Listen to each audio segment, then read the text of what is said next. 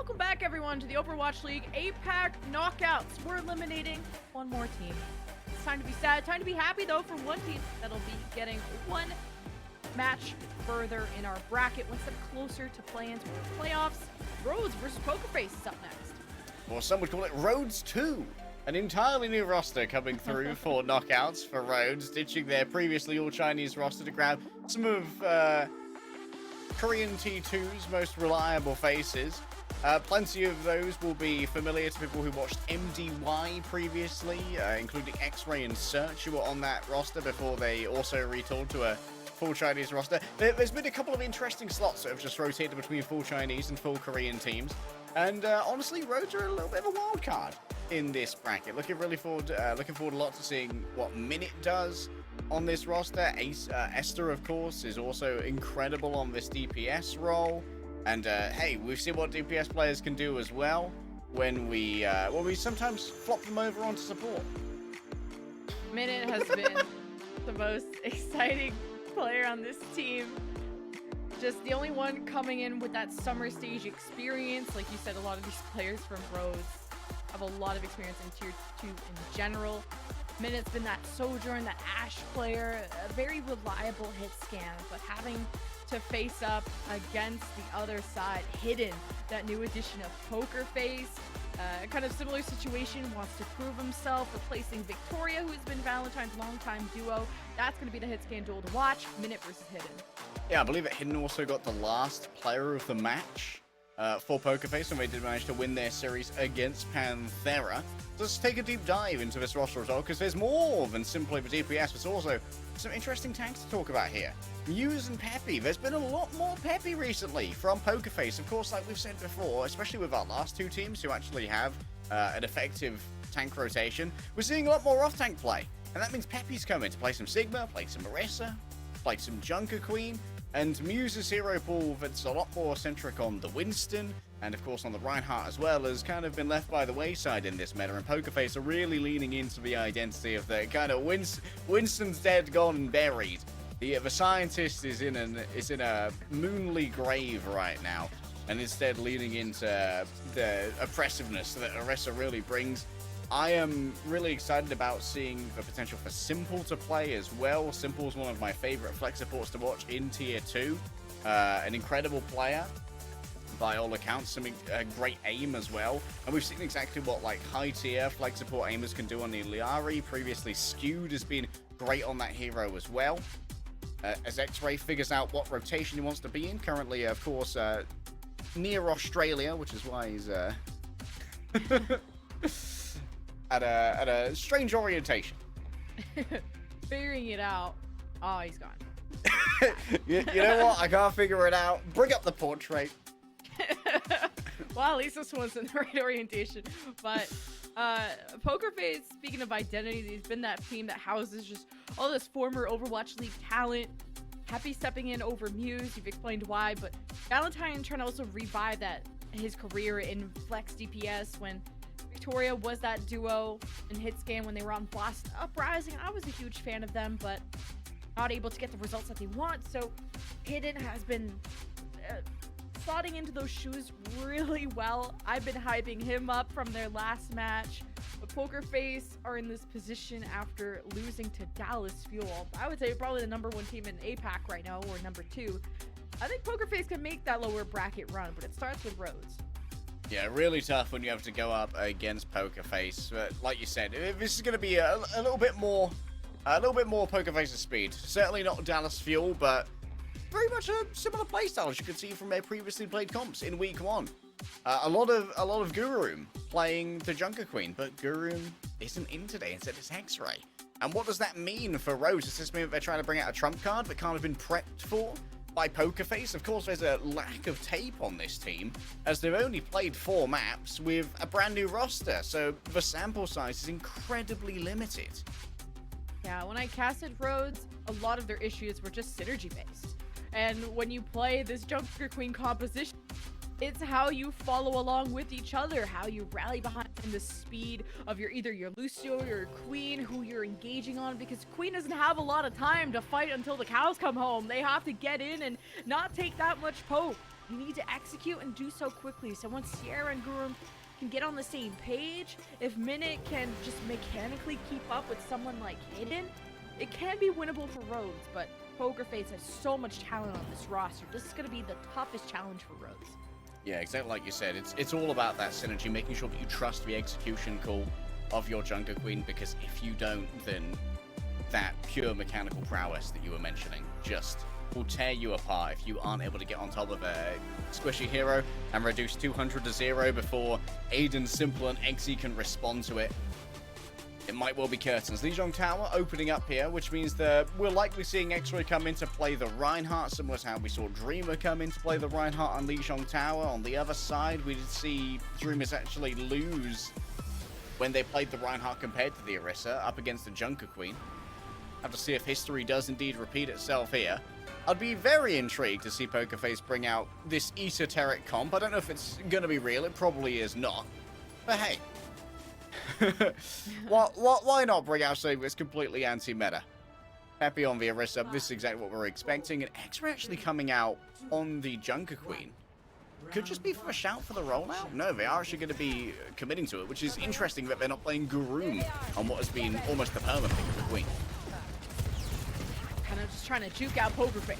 You don't know what we're going to play, because we don't know either. But Chaplin right the X-Ray are playing. You got to be careful playing the edge of the map against an Orisa, gets a Lucio into a small room, and the execution onto X-Ray. Rhodes just could not figure out a game plan in time. With the Bastion, the Symmetra, the Orisa, they ramp up in damage, and they have these windows of opportunity that are just gonna kill you before you can even form a thought. Rhodes gotta react quicker in these fights. It's one of the places where you really are going to be suffering as a Junker Queen against this Bastion, because you can only counter-rotate like one speed boost with your own speed boost, right? And then you have to use your shout in order to actually avoid the damage coming through from a Bastion, who can find an angle on you using a Symmetra teleporter when you cannot disengage. 20% plus X-Rays getting lasered as the Suzu to back them up, but it's the only anchor to this team. The Consuming Rush came out too late from Narandu, and Rhodes can't do anything with this. This was a big win condition for them. They can't hesitate on plays. This should be initiating fights, not trying to turn them around. Yeah, and it's kind of reflected in X-Ray's ult charge, right? Like, only 42% thus far. Definitely feeling very dinghied in these engagements. Walks forward, the rest of the team aren't quite in sync with how that's happening. Might be a speed boost issue, might just be a lack of positional trust. Esther rather. Does have a blade ready to go, but this can be easily shut down with the Orisa. Her control of the positioning is immense. All the ultimates thrown out from Rhodes, the barrier, the blade, hoping to engage into the artillery of Hidden, or at least kill him while he's in that form. Terra's surge, got some squishy bumpers. He held it a bit too long, but hey, he's created, am I right? But also a ton of ults used. Poker Face looking for a flawless round. I guess Peppy just holds that there when everyone's left, thinking that, like, hey, I'm just going to stop X-Ray from disengaging and just keep him real close to my Symmetra. Disengagement TP here for Valentine just means for some early poke can come out for free, but will remain unpunished. And that was an expensive fight for Poker Face. Minute could definitely find a clutch here. And Minute is one of those players that we definitely expect to be a real X-factor for this team, especially with the overclock. The pocket of Lucio has been spotted. Aiden's going to be trying to edge guard this, potentially. Oh, Minute with the overclock out in the open. Here is the whole army. Oh my god. And even with the speed, like, Hidden isn't afraid to get in your face as a Bastion, as kind of literally a glass cannon. Rhodes sacrificing a few members, trying to go for the goal. Did get the back cap. Bought themselves a few seconds before their inevitable death. Double boop from Aiden. Okay, we got a round two. Yeah, Narandu and X-Ray both falling into the abyss. X-Ray unfortunately doesn't even get to use the rampage before the round is over. I loved the choice there from Poker Face. Like, we'll allow the back cap. We've got an entire round's worth of percentage to work with here. We're just gonna 5-man roll onto Minute and say that overclock ain't getting nothing, buddy. It was a great spot by Aiden as well. Great information play from the Lucio, just making sure that you're never caught unaware by those potential clutches. To be fair, yeah, I guess it's not Peppy's fault we didn't get too much off his Terror Surge if everyone just dies to the Bastion. Thanks for the pull, bro. Big assist. Terror Surge threat? No. Bastion go burr is the problem. And a lot of teams have just been matching fire with fire. Orisa mirror, Bastion mirror. Got the symmetric TP from both sides. It'll be a fight for server. But with an Orisa, it's just a lot of space created by just using the Javelin to push this Junker Queen back to force her away from being able to proc the self-heal. And, well, Rhodes avoid all of that by just TPing up top, but then Pokerface are just gonna hide. So what is this getting from Rhodes besides safety? Eventually someone will have to drop on this point. Am I going to see a turret bomb in competitive Overwatch? Indeed, there is an attempt here from Valentine. An X-Ray potentially surrounded, but manages to strike back. Great kill onto the Immortality field. I guess that's the strat from Rhodes. Wait for Pokerface to touch the point, go bonk them in the head. Squash him like a bug. Pokerface had to react well with X-Ray emerging to touch the point. Thought that Pokerface had the fight, but all Pokerface did was walk into Rhodes' trap. Yeah, super strong positioning there from Rhodes to get that early teleport up onto the high ground, meaning that there was always going to be an angle for a minute to take out the Immortality field, and that meant that X-Ray could get a lot more done on these initial engagements without having to worry about the Immortality field really stopping him in his tracks. And now they can actually control the pace of engagements as they come through, unless there's going to be an early TP. Oh, the artillery as Peppy pushes Rhodes around, seeing if they can get Minute to pull the trigger earlier, but X-Ray is just taking so much poke. You don't have kind of their on maybe popping an early Amp Matrix to help out in that situation, but maybe to fire back and get an equal trade against Pokerface. It does work out. Hidden caught in the open. As Peppy soars through, gets some good stuns onto the opposing Bastion. We're left with Rhodes giving up the point there to Pokerface, and Peppy just storming in. Yeah, that's the harsh reality. Once you lose your tank in X-Ray, Peppy can just walk all over your Bastion. Use all those cooldowns just to make sure that the Bastion cannot find any value. Terror Surge almost available. Searchlight, they're going to have to answer this one with the sound barrier. The artillery, but a teleporter in place from Esther. The X-Ray, I think, took some damage there. As with Rhodes having this constant high ground control, you got to worry about where all these angles of damage are coming from, but all Pokerface care about is getting on top of this Bastion. Rampage hits 3, but the sound barrier builds a cushion there thanks to Aiden. Pokerface not really living though, couldn't find any safety. X-Ray hunted them one by one, giving Rhodes back the point here in a second, but X-Ray doesn't survive. So Peppy just wins overall. Yeah, X-Team just manages to move away and avoid all of the aggro coming through. I think the Surge actually have their sound barrier blocked by the Photon barrier of Valentine, which meant that they couldn't save Minute. And critically losing out on all of that damage did mean that that was unclutchable. No R-Pen moment for X-Ray, and now when you try and control this point, this Terror Surge in combination with the Amplification Matrix sucking everyone in front of that double damage is going to be real difficult to deal with. Amp Matrix from server, happy to make sure the flip doesn't happen. Rhodes are taking so much damage. I don't know what Esther was thinking, trying to dash and jump in front of an Amp Matrix. At the very least, you should be rotating staircase side with the rest of your team, or hoping to match that Amp Matrix with the fire of your own. Narandu has hesitated one too many times. Go Rhodes, but they'll have that available for the next fight. And that Matrix used, and now over to the final fight here. Pokerface could walk away with this. What's Peppy doing back here? He's cooking! Well, he's dead now. Rhodes happy with the feed, stepping on up, using the Amp Matrix to stop any reinforcements from supporting Peppy during the Terror Surge play, we'll call it. Again, Rhodes are back on the point. The tactical Terror Surge in the back, just dragging everyone forward to go and touch the point. Hidden. Artillery versus artillery. First Bastion to do this will have an advantage in seeking out the enemy Bastion. Don't want to do the artillery versus artillery back play. Nice disengage here from Hidden. Does survive. Baffles out the Immortality field. That's going to be a massive resource missing. But an Immortality that saved Hidden when he was going to get artillery to death. Pokerface now use some of their own. That's kind of a bad photon barrier, just allows them to get saved. You can actually just teleport to the point, so now it is useful. Not so much in the hallway. The Dragon Blade of Esther gets Pokerface low, but no dash reset to help Esther escape from the situation. Now the sound barrier 4v5, tempo engage from Rhodes against the late sound barrier of Aiden. Poker Face have the edge in this fight at 99 to 94%, and map point here on Ilios Tower as the kills slowly go their way. But it's up to Peppy to stay alive as this anchor for Poker Face. Rhodes gotta pull the trigger on the Rampage. It's too little too late. You saw it in his face. Regretting that. Poker Face take Ilios Tower. Ah, Esther, that was a truly curious blade, I'm not gonna lie. Dragging it out after you see the teleport come through from Valentine when the disengage is free and Peppy can easily interpose himself between the squishies and that Genji, eventually suffering at the auspices of all those turrets as well. It was unfortunate that Esther didn't really manage to find that much value in this particular round, but Peppy certainly proving that Orisa remains incredibly powerful, and with an experienced DPS like Valentine behind you, a big brain player with a teleporter, the Symmetra is very good at manufacturing fights where you can really have some very good angles. Orisa is important.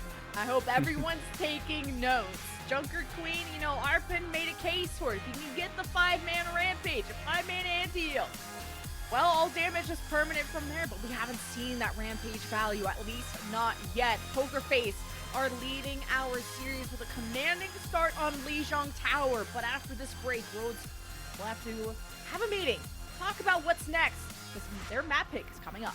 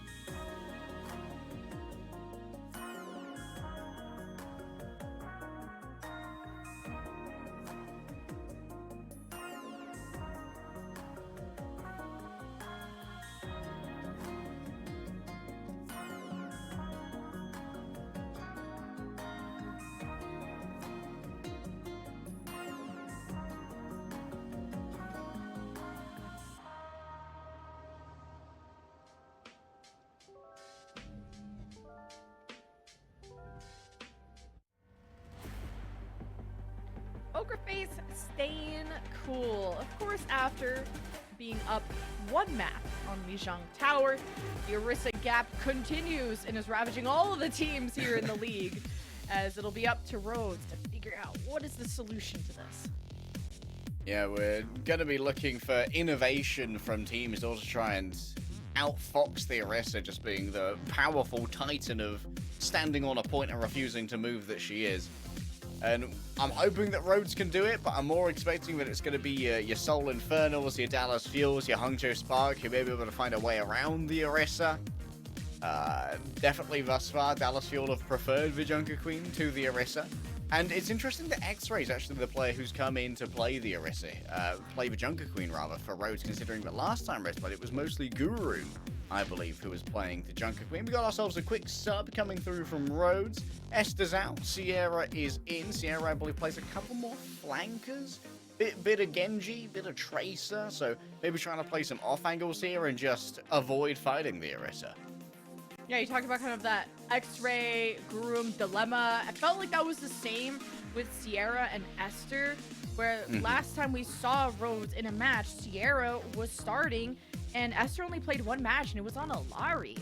So having Esther come in on the Genji was a different approach. Obviously, when you lose a match, you want to maybe switch up your players, switch up your strats, and didn't end up working out. I wasn't a fan of kind of Esther diving into Amp Matrix, of the opponent, maybe communicating with Dorandu about, okay, let's pop our own Amp Matrix, let's counter that, and contest that space. And maybe a miscomm is kind of what costed Esther there. Yeah, it definitely seems like the comms need to be cleaned up, especially between the Genji and the Junker Queen. We often saw X-Ray kind of waddling in alone, while Esther was on a flank. Ideally, you want to be able to get that additional HP from a commanding shout onto the Genji to give him a little bit more staying power until that dash reset comes back up to disengage into your supports. Eichenwald is the pick. This is, of course, Rhodes' decision, as they did lose out on the Jang Tower. And Eichenwald, definitely a map where you can see a wide variety of compositions. The rotation and the do-si-do, the Benny Hill chase around that central clock tower on A can be a bit of a pain for an Orisa. She's not the fastest tank. Can definitely be out-rotated there by a Junker Queen. And that might be a means to get onto the backline of Poker Face, who thus far have been moisturized, unbothered, and in their lane healing. Rhodes are pretty bothered, but at least X-Ray got their warm-up map in and will be staying in because that's their Winston player, which I would think would be amazing for Eichenwald, depending on how long, if they want to even roll out on that or what. Because the initial point, you could play anything from Rush to Dive, but point B, absolutely Dive supremacy at that point. Verticality is just so hard to deal with without the burst vertical mobility that something like a Winston or a Diva can bring to the table. You do not want a hit scan of Owl Caliber up there farming you. That would be monstrous, disastrous for any team to deal with. X-Ray. Okay, I thought for a second they'd unlocked the new hero. But no, it remains as for Junker Queen. On the other side, Poker Face. A lot of poke coming through from this backline. And once again, we are going to be seeing an Illari BAP combo, try and heal up an Echo. Maybe there's a pylon location where Valentine can rotate around up high on the clock tower, kind of play it Farah style rather than be more of a direct frontline combatant. Yeah, BAP shift can maybe hit you a bit too, but this is a dilemma that Top Dragon dealt with in that last series. Valentine is free to get all these stickies. Is anyone gonna look at this Echo? I mean, there definitely should have been a Suzu there. And one of the things that you pointed out in the previous map was that Narandu has often been pretty reticent about actually using their resources to save their DPS. Maybe in scrims there's been a lot of need to save a huge amount of healing resources for keeping X-Ray alive when you take so much damage as a Junker Queen, but it can just lead to a lot of time being wasted. Valentine, the bro is on 70% ult charge, and X-Ray still like hasn't even shot anybody yet, and will maybe continue to struggle to do so when Rhodes on every single approach have gotten close pick. The Poker Face poke is, I hate that I had to say that twice, it's really overwhelming for Rhodes. This Junker Queen comp is just not gonna live unless they just have perfect rotations and maybe some damage to counter Poker Face a bit. I like how Peppy's kind of covering this fighting disengage as well, kind of playing a rear guard action, as it does mean that Pokerface have a lot more time to react to the speed boost by which Rhodes are able to actually grant an advantage. They have both the Lucio's speed and the commanding shout, and don't really have many means of disengaging. They rely on Peppy to simply hold the space while the rest of their squishies are moving away. Valentine is way too free. Someone look at the guy. And I've been just hyping up Minute. He's dead. The outburst kill? So, I guess. Well, there's the captain's son onto this back line. Aiden is in deep. Had a lot of proc onto Sierra, who's grabbed Mega and is fine for now. Pokerface, despite, you know, losing or getting that first pick again onto Minute, could have farmed a bit more. But speaking of getting farmed, X-Ray is dead. Oh yeah, he's been absolutely ionized by Valentine. And that was Terra Surge to play with as well. Peppy's starting to get a little bit silly. It's okay. They're not going to goof any further than this. Terra Surge here could be a real issue to deal with. If you can force out Sound Barrier for Terra Surge, that's a very happy trade for Peppy. What's happy is Rhodes now that they have ultimates. Kitsune rush, Pokerface, surely they're gonna get greedy, right? They're gonna play close, they think they can win every fight. Take advantage of that moment. Rhodes, they have someone right behind them. Okay, Valentine's up into the sky, uses the dupe, Kitsune rush, Rhodes jump in, they lose their main healer to a headshot from Hidden, not even using overclock. Rhodes now cannot take this fight. Okay, that was 2 fights though, from 2 ults rather, from Pokerface compared to 1 from Rhodes. This is my economical cope right here, Lemon. The IMF approves of this trade. Excellent trade for Rhodes. Now they've got 4 ultimates. Overwhelming force to be levied here for what could be the last fight. Peppy can slow them down. Remember, you can actually try and disrupt the Dragon Blade here with the pull from that initial Terra Surge, which can really mess with the overall efficacy. This is the last fight, too, for Rhodes. 31 seconds. It's do or die. X-Ray has a rampage, can kick off this fight, make all damage from his team permanent. But first we look at Sierra, who's dueling in a small building and takes care of the immortality and XC. Pokerface only have 1 healer, but a lot of damage coming out with Hidden's overclock, forcing Rhodes away. Peppy, using the Terra Surge into X-Ray, killing them too before the rampage is completed, all thanks to Hidden. And as the cards are down, Rhodes are down too. It's down to a 2 versus 2. Sierra and Narandu versus the Iliari and the Genji. Oh, that's a big TP coming through from the enemy Kiriko. It's Jova. Oh, man. No touch! X-Ray, no. Oh, the outburst knockback. Oh, man. I got so... I had a little flush of dopamine, Lemon. When Search came in to boop the Baptiste out of the Immortality field during that bait, I thought, oh, that's a good play. That's an excellent bit of synergy there from Rhodes that could definitely turn into something. But I'll tell you what, this is a nasty Iliari. Like, Aiden's going pretty big on this, actually getting so much value out of his captive sons. It has been an ult of variable value in Overwatch League, but the first one actually cut Rhodes in half and meant that X-Ray was completely abandoned on his push, because I think both Sierra and Narandu stayed behind trying to hide away from that captive son. And then, of course, using it to get an instant pick onto Search in that clutch fight at the end there as well, making sure that Lucio wasn't available to find unfair duels with the speed boost and the aura healing. Huge clutches from Aiden. I think Sierra produced a lot with that blade, you know, a 1-to-1 trade despite being there by themselves and having to deal with an immortality and whatnot. Minute is the one that I wish had a bigger performance. I was hyping them up for this match. They even got first blooded, you know, a few times, and it is a tough hit scan match to go up against Hidden, who I would say is head and shoulders above just mechanically, and I think Minute can hit that peak too, and not being able to create that pick for Rhodes is what really costed them multiple offenses. Now this is a composition of all time. Just going for a quick snipe. Give over some free ult charge and maybe a pick as well. Had me going, though. And here it is. Yep, it's time to return to the full fun composition for Pokerface, providing fun is for Pokerface only. Rhodes' question is, how do they play a fighting retreat here? They need to avoid the Bastion during his tank form, but the TP's going to make it so difficult. She's got to go and fight on point now. Oh man, the TP on the point, a Bastion in turret form, the Orisa there. Good night. No one wanted. They said we don't even want to die. We just want to lose. They truly FF'd. Surge is having a bit of a giggle. I think he may have got Boops trying to contest as well. It was real close, but it's good to see that Rhodes are having fun. Pokerface, of course, look, they're nonplussed by the ease of their victory there on Iconveld. Is it really a C9 if you intentionally didn't want to touch the point? If you just really wanted to get to map 3? Since C9 by definition, when you you did an oopsie, that was calculated. Completely calculated noobs. If they just want to get to Flashpoint, because you know what?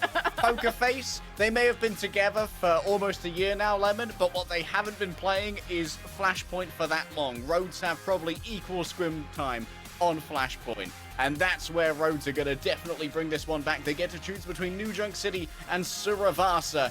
See where we're going after this break.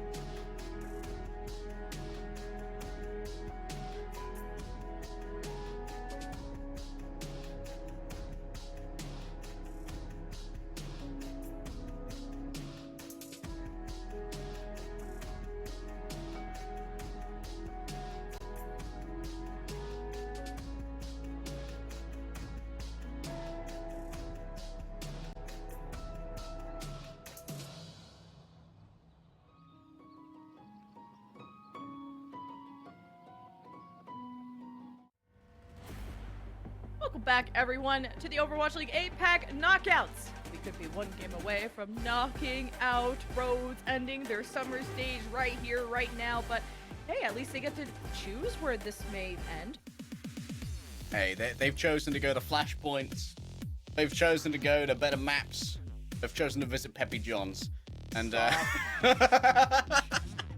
Took my joke. No shame. No shame. Like, wasn't on broadcast, belongs to me now. I'm looting that one. Pokerface are dominant thus far. Rhodes are having a little bit of a struggle. But hey, they're bringing in the Queen guy. Groom swapped out for X-Ray so that, assumedly, they can play even more Junker Queen into Orisa and continue to feel pain and suffering. Yeah, it's the rock, paper, scissors, where maybe if I go papers 6 times, they'll stop going scissors on the 7th time. You know? So that's my rock, paper, scissors strategy personally. Or start tapping in chat, like, don't go Orisa. You know, really playing the mind games with them, just like how you didn't want to go on the point. Really messed them up there on Nightfall. We're going to throw them off balance with a bit of a tactical forfeit, and then Pokerface are going to get... They're going to let their egos get the better of them. We're going to pull one out from under them. This could be Rhodes' final map in our Overwatch League knockouts, but it could also be their greatest chance at glory with a reverse sweep starting on Suravasa. This is where we have often seen teams be able to sneak a map away. In the most dire of circumstances, I do believe that Rhodes actually snuck this one away from Dreamers in a match previous. So, there's definitely a lot of potential here for Rhodes to maybe not be the end of this series just yet. Maybe. Who is off of the Grum Junker Queen? The Sierra Genji. Minute appearing on the Sojourn. Like, he had actually a really good performance there. That's why I came into this match like it's the Minute show. I want to see hours and hours of this guy. But going up against Hidden, like, that's a bit tougher.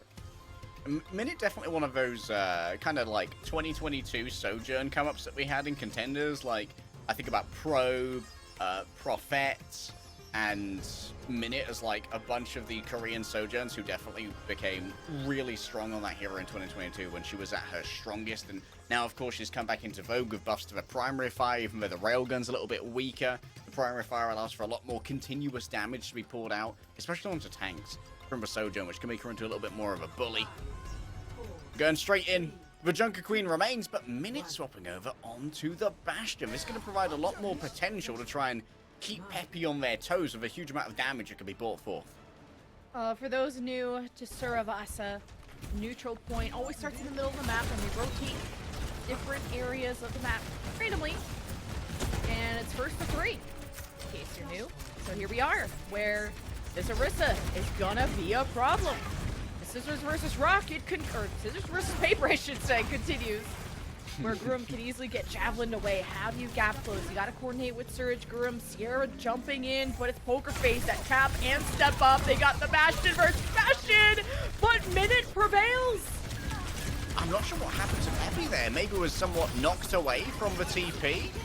It must have been a TP play for Hidden to get over there, courtesy of Valentine, but Peppy simply didn't join them in the fight, so they were overwhelmed. Having to deal with the Immortality field was just too much. And finally, Rhodes are going to be starting from a position of strength here.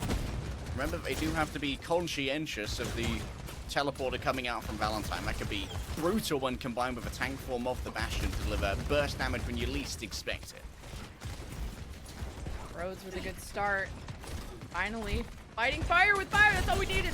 Bastion, Smear. At the very least, I got half of what I wanted. Let's see if Grum can at least live long enough on the point. Obviously, not having the armor that an Orisa does. Just more sustain on the bot side. Hidden gets TP'd up and TP'd out. He's safe for now.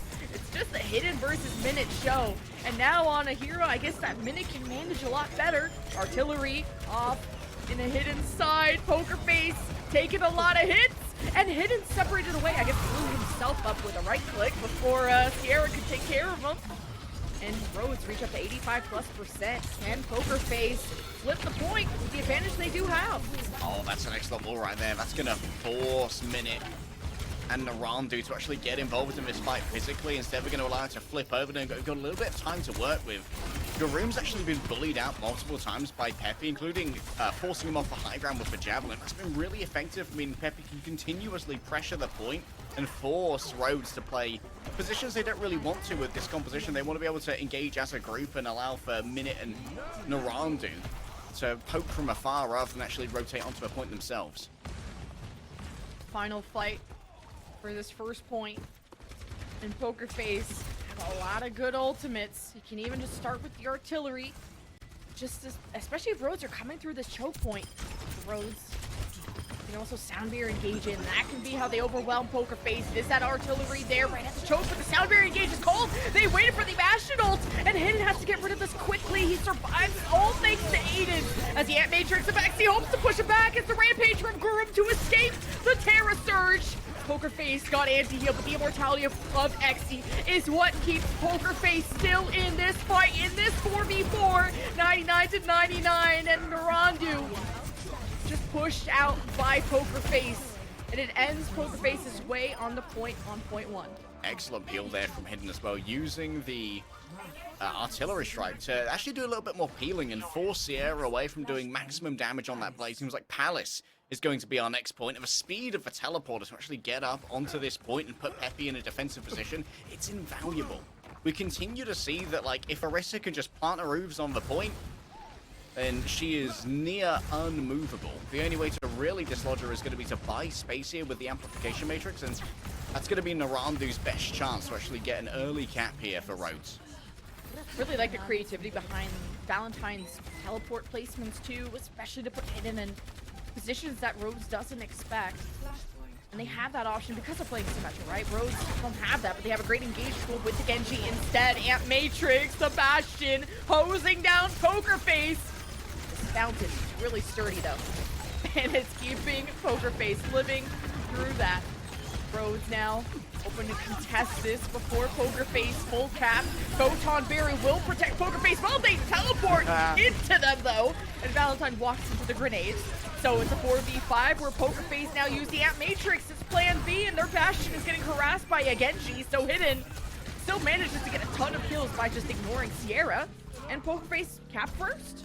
Plan B stands for Plan Bastion. Just pocket Hidden until everything is dead. Works out real nicely here.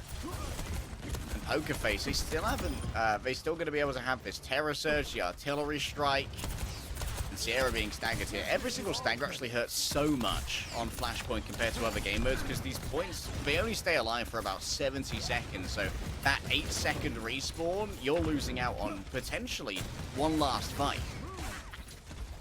Yeah, Poker Face are halfway to the full cap. Even extending out of points, you may see teams do that a lot more, take fights on the perimeters, just to catch a team rotating in, off guard. But Poker Face staying hidden because they're preparing for the artillery strike, and Rhodes have been usually good at quickly engaging in when that Bastion's in that form, but this time too far away. Not getting the impact, obviously Hidden was looking for targeting either a Lucio or a Baptiste is great. And they're the squishiest members. Okay, Pepe's on the other side. He doesn't want to knock on that door. Scare him away. A lot of time gone though, 90% for Poker Face. Xe was actually out-rotated though, with double speed boost. Manages to out-rotate the Baptiste, and now it's an all-out fight on the point. Pepe's gonna have trouble surviving this. What? Pepe, where'd he go? He just disappears. These teleporters have been so cool from Valentine. And Poker Face will lose the point at the very last second. Now retaking with how little ults you have left, at least Soundbeer's not bad. Yeah, well, we saw a glimpse there into how you beat the Orisa with Peppy actually overextending to try and deal with Minute while that artillery strike was given. It gave so much room for Rose to just move past without being confounded by things like the Javelin Spin and get on top of Xe. But now Peppy can very effectively control the point using something like the Terror Surge. Unfortunately, on the other side, Narandu has the Amplification Matrix available, which can tear through that Orisa. Oh, Valentine TP's the team. A Poker Face right into their face. Soundbear comes in a second too late. Hidden this Prophet. And Peppy What a boop. looking for the trade. At least gets one, and the numbers are almost equaled up.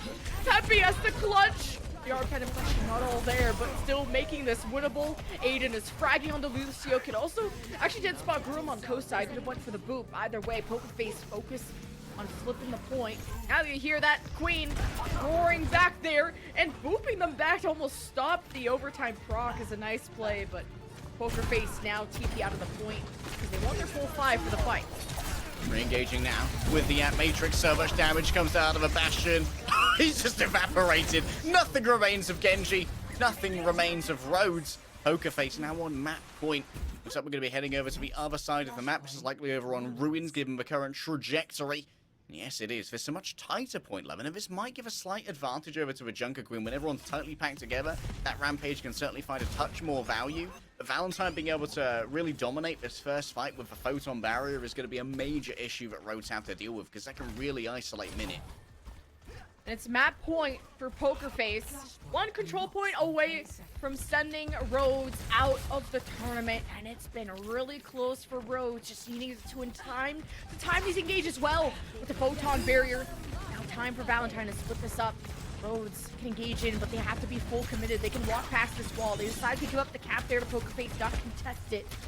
The hesitancy is what has costed Rhodes before. Now the artillery from Hidden, seeing if you can spot Minute. Let's get him down to half health and almost low enough. Minute is saved by the immortality of Narandu. Now their own artillery is brought out, I guess on top of himself, but most of it towards Poker Face.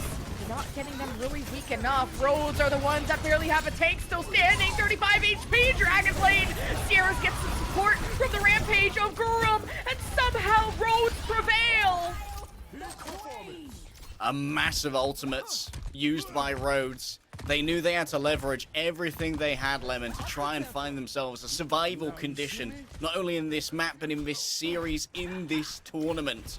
And Poker Face, they used so many of their ults early just to try and get that defensive positioning for Peppy, but was actually forced into a bit of a backline struggle because Sierra managed to find their way onto Poker Face's supports. Now Aiden going to be leading the charge forward and an attempt to buy space. Ooh! Oh, goodbye. Disgusting. A lot of healing on Poker Face in the 4v4. They have sound barrier advantage, but they're obviously ult tracking. That Surge has it as well. Rhodes, they cannot afford to lose this point, especially with that point towards Poker Face. You remove the Bastion though, that is big, and Peppy's too low. Minute was able to hose just uncontested there from that open door that Poker Face didn't realize was happening until it was too late. Oh, that might be a ill-fated sound barrier though, Lemon. Now Aiden's going to have an uncontested one. Unlikely to try and fight for this, but for the next point, an uncontested sound barrier might allow a big just charge onto Minute to get rid of that Bastion early. Seems like a skirmish on the way to the point is not in the interest here of Poker Face, so decide to flip away instead, and it's going to be Temple, where potentially this is all settled. Poker Face still on map point, still on match point too. Rhodes though, the reverse speed king, right? Peppy Oh, yeah. charges in and half health, and Minute thinks he can play an off angle, not against Hidden, you can't. Poker Face with a huge advantage too, and ults that they can build up from the start of this fight. And they've been so intelligent at cycling their economy too, that this was a big fight for Poker Face to win initially. One of the things Peppy's been doing really well against Gurum and also against X-Ray earlier in the series is using the Javelin spin into the Javelin CC itself to actually isolate the Junker Queens from the mainstay of their formations and find themselves a 5 versus 1 where the Junker Queen can't really take those doors effectively. Good cover here for Hidden will allow a pretty free artillery strike to try and slow things down. Root had it coming.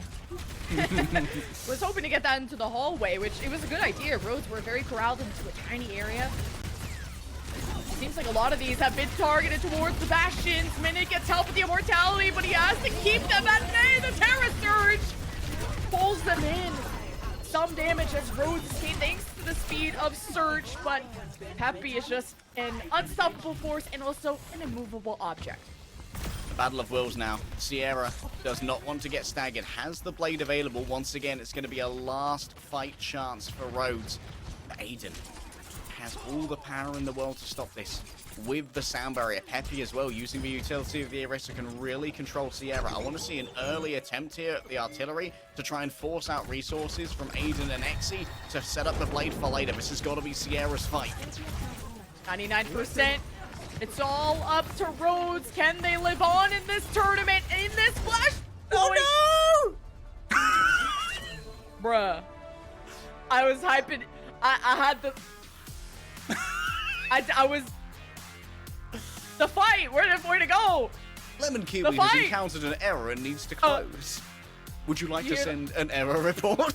You hear like the Windows sound going on in the background. My dial-up brain noises.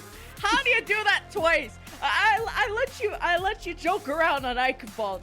You had me in the second map, but the third map? Oh, they had both Rampage and the Dragon Blade as well. Admittedly, that could have been a very efficient sound barrier from Aiden to counter them both at once, but that's the weakness. When you're going up against the Orisa and you've got a Junker Queen touching the point, it can be a real issue when you're getting consistently knocked back. You know that Aiden's been doing a great job with these boots as well, trolling the positions of Rhodes, making sure they're never exactly where they want to be, getting multiple boots as well back into Terra Surges that Pepe set up, which has been highly vague from Lucio. Pokerface are going to be walking away with a pretty dominant 3-0 victory, redeeming themselves for what was not a great run in the upper bracket, but there's still plenty of life left in this team.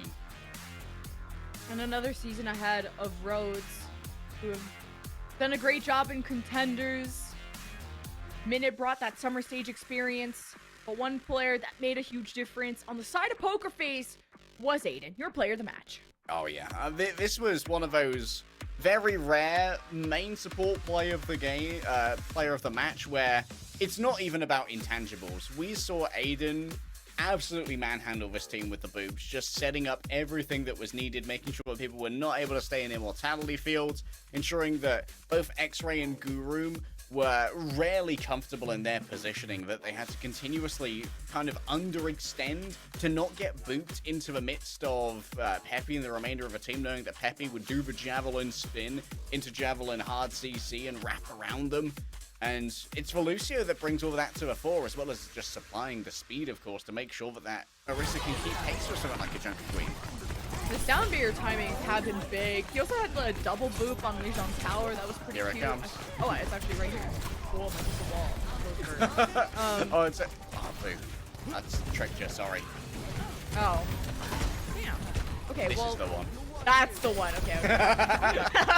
Crystal ball cracked. And the sound barrier timings is what I gave my vote over to Aiden, how many times he saved hidden. And Lucio doesn't nearly. Main support never gets enough credit. I mean, you saw in the MVP award nominations. Like, you just don't ever see Lucios get recognized for their efforts. And then, you know, he gets recognized for also fragging. So, congrats Aiden, just being an all-around play. Yeah, the Iliari play today, excellent clutches like we saw. There was also a Captive Summon actually just cut the entirety of Rhodes in half, and that's anathema to something like a Junker Queen composition where they want to move as a hive mind, do the true Dallas Fuel style where everyone's sticking together and just moving as one. Might get to see one of the bootbacks into the Terra Surge later, but I'm not sure if it was actually on camera. That's the end of our highlight reel for Aiden, but still. The highlights still remain, and Aiden is definitely proving themselves as a fearsome contender, as one of our top Korean main supports. I meant to say he saved hidden. You know, Bash and Bashin, they all look the same to me. But Pokerface, congratulations to them. They move on to the semifinals to face Dreamers. That's going to be an epic match. Which contenders team will prevail? I'll give a nugget of cope to Rhodes, where you thought that Rampage was going to be enough to contest the point at the end, but Junker Queen, she got to get her sneakers on before she runs on in. We'll have an interview shortly with someone from Pokerface once they're all set up to go. And then after this, we're going to have Group B, Charge versus Dynasty, Dragons versus SPG. We're sending 2 more teams home after that. Yeah, I'm excited.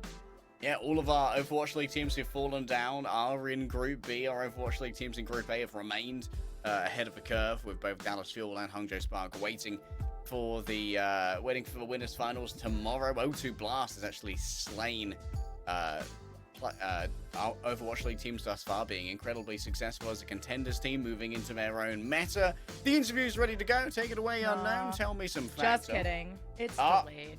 It's you delayed. got trolled this time. I have completely thrown the broadcast. This is going to be the last time you hear from me. I messed up my intro. I said screw the interview, break down. I messed up my too. Pokerface just so stoked. Trio, they thought it was bedtime. But Yeah, they're just going to get some celebratory pizza. Gotta You get your know? media hours in, bud. That's the most Canadian I've ever sounded. I apologize. Hey, like if I can't say ours correctly because I'm British, you can have your A bud in Canadian. Do you even say the T in water? I Are you wouldn't that kind of answer that British? without a lawyer present. Okay, fair enough. No one will Alright. know what I call H2O. Prediction time: Dreamers or Poker Face? Who's winning next match? I feel like there's a world where Dreamers like maybe overplay into the main tank. Oh, never mind. It's no. Oh, She's leaving. cap. Okay. No Goodbye. interview. It's not happening. Goodbye. Group B next. Stay tuned.